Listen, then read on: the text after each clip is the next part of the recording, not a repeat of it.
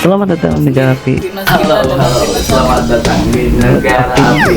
Selamat datang di negara api di konten Secara internasional.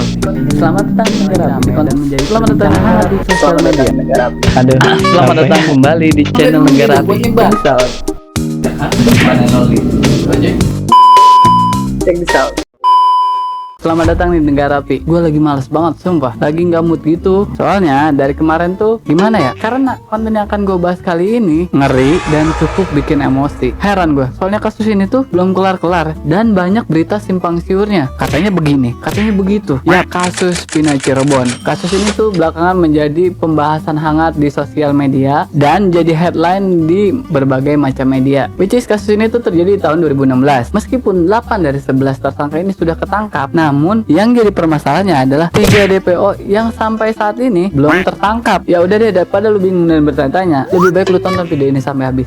Sebenarnya kasus pembunuhan Pina ini terjadi di tahun 2016. Nah, baru dibuka lagi setelah kasusnya ini dijadikan film dan menjadi viral. No viral, no justice, anjir. Nah, memang kita harus terus meneriakan keadilan selama keadilan itu belum ditegakkan. Gue ceritain nih kronologi awalnya. Dikutip dari okazio.com, kejadian asli ini terjadi pada Sabtu tanggal 27 Agustus tahun 2016 dini hari. Pina dan sang kekasih tewas setelah mengalami pengeroyokan dan pelecehan seksual yang dilakukan oleh 11 orang anggota geng motor di Jalan Perjuangan depan SMP 11 Kali Tanjung, Cirebon. Jasad korban ditemukan esok harinya pada tanggal 28 Agustus 2016. Awalnya kejadian ini diduga sebagai kecelakaan tunggal. Namun dugaan tersebut ditepis setelah keluarga Pina minta dilakukan visum. Permintaan keluarga Pina ini dilatar belakangi karena ada sahabat Pina bernama Linda, kerasukan roh Pina. Roh Pina ini menceritakan tentang malam naas yang ia alami dengan sang kekasih. Setelah dilakukan pemeriksaan lebih lanjut, polisi pun merubah kasus ini yang tadinya kecelakaan tunggal menjadi kasus pembunuhan. Setelah dilakukan penyelidikan, polisi menetapkan jika kasus pembunuhan ini dilakukan oleh 11 orang, 8 orang telah ditangkap dalam kasus ini, sedangkan 3 orang lagi masih dalam pengejaran. Faktanya dalam kasus ini, korban bernama Pina bukan hanya dihabisi, tapi diruda paksa oleh 11 pelaku. Ngeri banget anjir.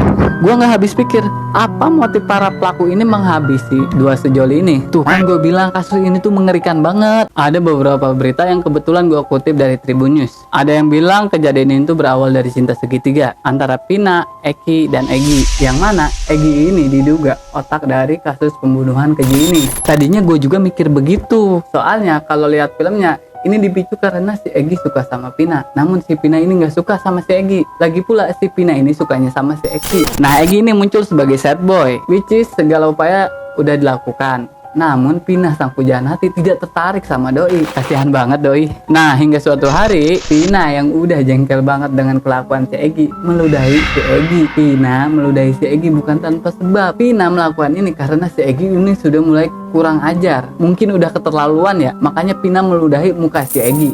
Gua nggak menyalahkan apa yang dilakukan Pina. Namun mereka ini adalah orang-orang yang berada di dalam satu lingkaran pertemanan. Pina, Eki, dan Egi berada di dalam circle tersebut. Jika kala itu Pina menarik diri dari lingkaran pertemanan tersebut, mungkin hal ini tidak akan terjadi. Namun ini merupakan hal yang sudah jadi takdir mereka. Menurut pihak kepolisian, motif mereka yang sebenarnya berawal dari Andi, yang mana Andi, Egi, dan 9 pelaku lainnya merupakan geng motor. Pada tanggal 27 Agustus 2016, Andi ini datang ke tongkrongan yang berada di depan SMP 11. Andi ngadu kalau lagi keras sama anak ekstisi. Andi kesel dan meminta bantuan 10 orang ini untuk bisa memberikan pelajaran ke anak ekstisi. Menurut pengakuan para pelaku, 30 menit kemudian Eki dan Pina lewat. Eki kala itu menggunakan jaket ekstisi. Inilah awal dari kejadian naas tersebut. Tapi nih, ini Andi datang ke tongkrongan, ya kan? Buat minta bantuan lah ya ke anak-anak yang lagi nongkrong itu. Karena si Andi ini punya masalah sama anak ekstisi. Terus gak lama, korban ini lewat tongkrongan tersebut dengan menggunakan jaket ekstisi. Kok nggak lama sih korban ini bisa lewat situ ya? Kayak udah di setting apa udah rencanain gitu? Kayak udah diatur anjir ini. Nah, buat lo yang ngikutin kasus ini, mungkin gak sih kalau si Pina dan Eki ini udah dibuntutin atau udah ada yang tahu bahwa si Pina dan Eki ini bakal lewat situ? Pina dan Eki yang sempat lewat dilempari batu oleh para pelaku. Pasangan ini pun panik dan langsung ngebut meninggalkan para pelaku dengan harapan agar para pelaku ini tidak mengejar. Namun hal yang tidak diharapkan pun terjadi.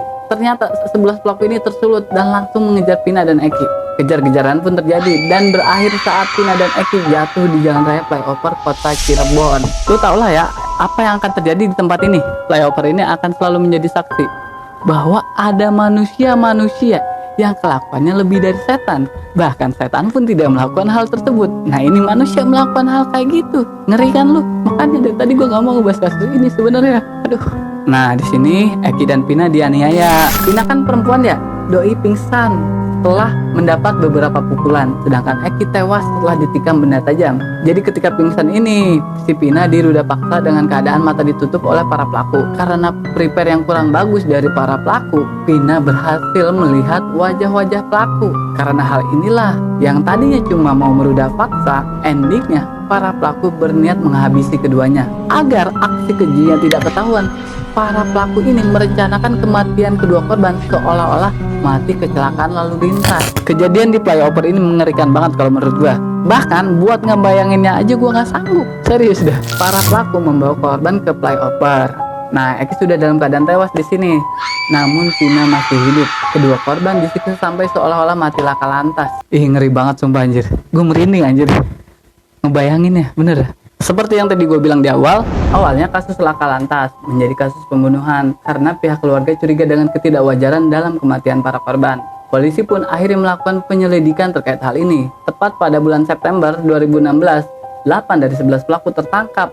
Namun 3 orang lagi masih DPO. Karena pada tahun 2024 ini kisah Pina diangkat ke layar lebar dan filmnya mendapat sambutan positif dari para penikmat film, hingga para netizen pun sangat antusias dengan kisahnya dan memicu gerakan netizen garis keras untuk mendesak polisi agar bisa menangkap para pelaku yang masih buron. Gak percuma kan, netizen power ini sangat mengerikan. Takut banget aja. Banyak tuh bermunculan teori-teori tentang para DPO ini. Ada yang bilang salah satu DPO ini anak mantan bupati. Ada yang bilang juga kalau salah satu DPO ini kabur ke luar negeri. Dan ada juga yang bilang kalau salah satu DPO ini udah ganti identitas. Banyak banget teori liar yang bergulir atas kasus ini. Makanya gue bingung mau bahas apa kagak. Karena saking banyaknya teori dan berita dari berbagai macam sumber. Dari media, kepolisian, hingga netizen. Sampai-sampai nih, paranormal aja memberikan opininya terkait kasus ini. Nah, update terbarunya, saat ini Peggy alias Egi alias Perong sudah tertangkap. Saat ini Peggy sedang menjalani penyidikan. Namun lagi dan lagi, para netizen meragukan keaslian si Peggy ini.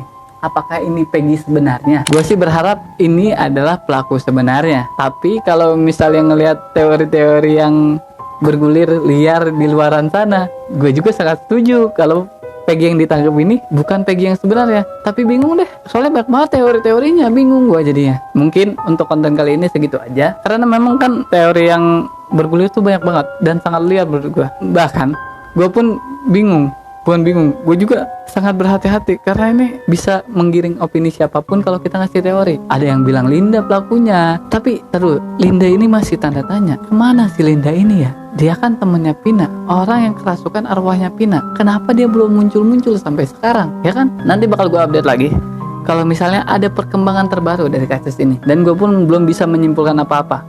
Kita dukung aja terus polisi biar semua pelakunya bisa ketangkep. Apalagi ya. Ya udah segitu aja deh gue. Terima kasih banyak udah nonton video ini sampai habis dan jangan lupa like, comment, dan subscribe. Gue Kojek, bye bye. Nah, untuk video-video selanjutnya kalian bisa tonton yang ini, tonton yang ini, dan subscribe di sini. Jadi, jangan lupa like, comment, dan subscribe. Bye.